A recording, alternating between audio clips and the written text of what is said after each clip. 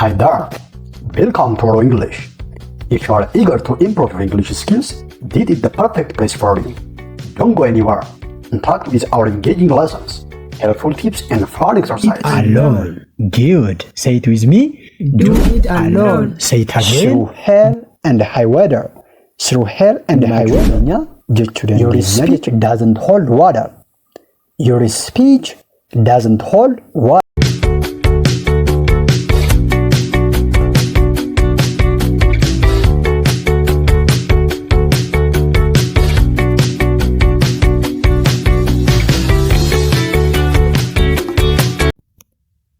Boom, let's go. Neha Eagle. I've turned a blind eye to your bullying behavior to prolong our friendship. I've turned a blind eye to your bullying behavior to prolong our friendship. Mee caccabsine bifa salphaa ta'eetiin akka isiniif galuuf yookiis kirra akka isinii ta'uuf haa ilaalu. Sentencing paartiin jalqabaa I've turned a blind eye. I've turned a blind eye.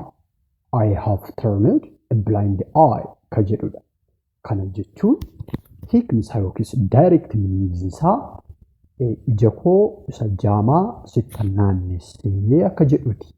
Kana jechuun garuu contextually yookiis hiikni isaa inni sirriin akka sentensii amma sila fayyadamne kanaatti osoon arguu akka hin argine osoman beeku arguuti wanna ati hojjettu yookiis gootu osuma arguu akka hin argine jechuudha.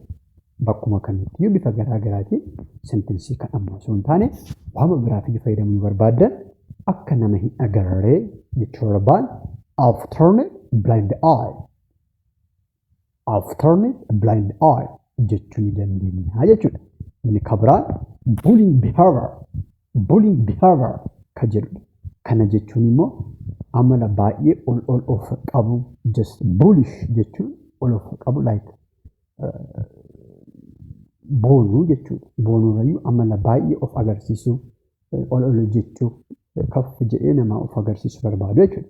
Bullying behavior jechuun amala badaa amala akkasiiti jechuudha. Bullying behavior. Prolong our friendship.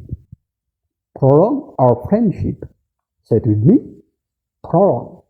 Prolong our friendship. Hiriyyummaa tursiisuu. Akka hiriyyummaan keenya break up hin goone yookiis hin cabneedhaaf tursiisuu jechuudha. Prolong. Prolong our friendship. So, bakka tokkotti you can say that I've turned a blind eye to your bullying behavior to prolong our friendship.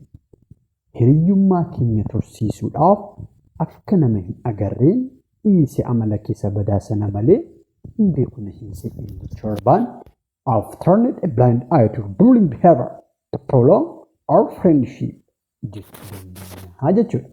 Akkanaa jechuu ni dandeenya jechuudha. Great. Interesting. Inni kabiraan I can't put up with your bullying behavior anymore. I can't put up with your bullying behavior anymore. I can't put up with your bullying behavior anymore. Ani beekaa kana caalaa yookiis kanaa ol amala kee badaa kana waliin turuu hin danda'u jechuu yoo barbaanne maal jechuu dandeenya? I can't put up with your bullying behavior anymore. I can't put up with your bullying behavior anymore jechuu dandeenya jechuudha. Inni kabiraan don't beat around the bush. Tell me the truth. Don't beat around the bush. Tell me the truth. Next isa kana caccabsine haa ilaalu. Don't beat around the bush. Do not beat around the bush. Do not beat around the bush jechuun alistee naannahaasaa inaasa inni yookiis waan faayidaa hin qabne callistii naannoo isaanii haasa'anii daayireektii akka jechuuti jechuudha. So callistee naannaasaa haasa'an don't beat around the bush. Don't beat around the bush jechuu ni dandeenya jechuudha. Tell me the truth. Tell me the truth. Dhugaasaa natti himisa. Dhugaasaa natti himisa. So bakka takkatti don't beat around the bush. Tell me the truth. Don't beat around the bush and tell me the truth. Callistee naannaa haasaa naasii or callistee waa biraa naasii directly dhugaa jiru natti himi jechuu barbaan. Don't beat around the bush, tell me the truth. Don't beat around the bush, tell me the truth jechuu ni dandeenya jechuudha. Akka kanaa jechuu ni dandeenya jechuudha. Great. Inni kabiraan sooner or later. Sooner or later you'll be a fluent speaker of English. I don't know this exact time. It may take a long time to be fluent or a short time, but sooner or later you will be a fluent speaker of English. Jechuu barbaan yeroo isaan beeku yeroo dheeraatti fudhachuu danda'a. Fluent speakerii afaan Ingiliffaa ta'uudhaaf as well as xiqqoommoo ta'uus danda'a.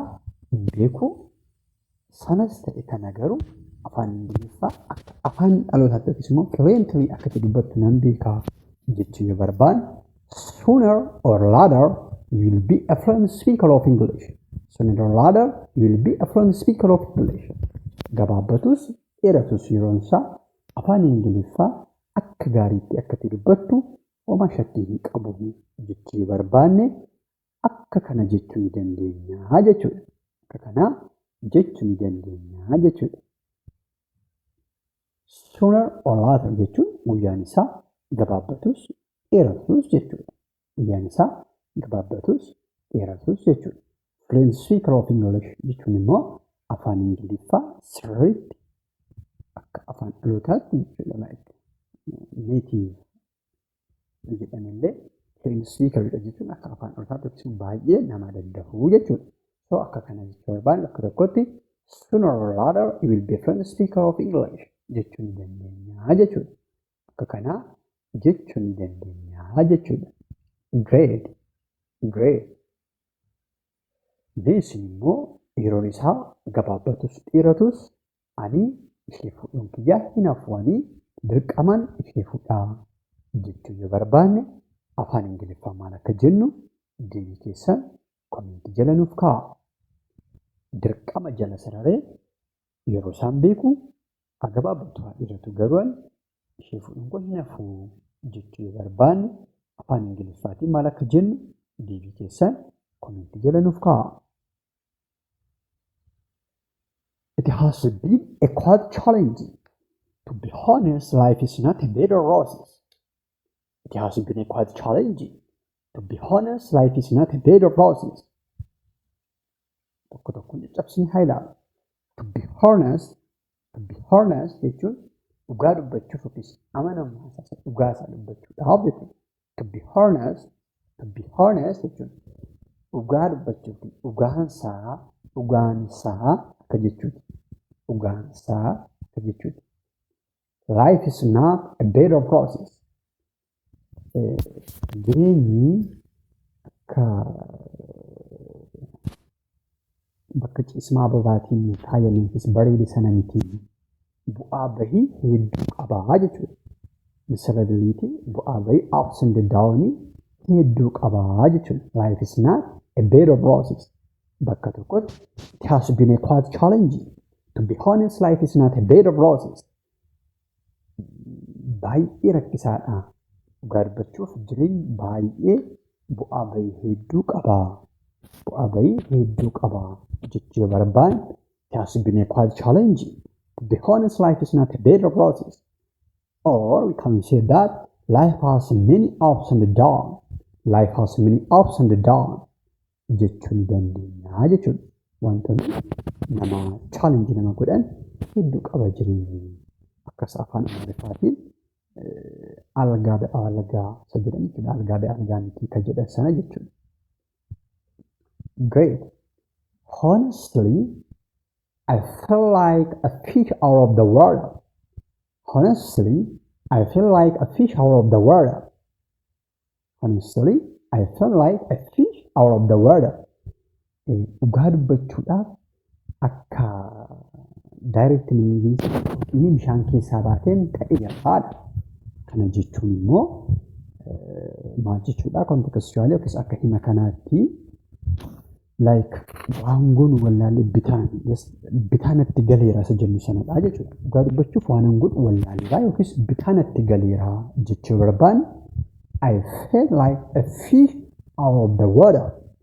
I feel like a fish out of the water jechuu dandeenya jechuudha. Honestly, I feel like a fish out of the water. Yommuu jedhe namni tokko baay'ee barbaachisuudhaaf baay'ee bitaanatti galeera waan godhu wallaaleera nuun jechaa jira jechuudha. Bitaa natti galeera waan godhu wallaaleera jechaa jira jechuudha.